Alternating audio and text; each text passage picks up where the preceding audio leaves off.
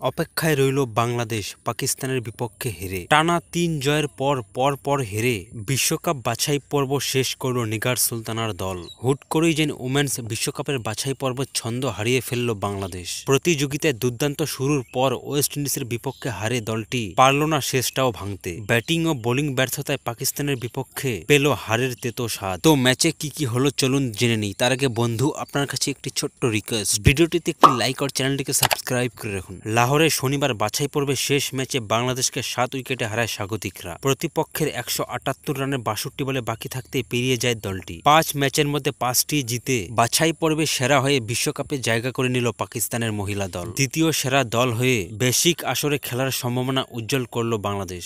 নিগার সুলতানার দলকে টপকে বিশ্বকাপে খেলতে হলে থাইল্যান্ডের বিপক্ষে অভাবনীয় কিছু করতে হবে ওয়েস্ট ইন্ডিজ। 5 ম্যাচে 6 পয়েন্ট নিয়ে টেবিলে 2 নম্বরে থাকা বাংলাদেশ রান রেট রয়েছে +0.639 আর ওয়েস্ট ইন্ডিজের পয়েন্ট এখন 4, রান রেট রয়েছে -0.283।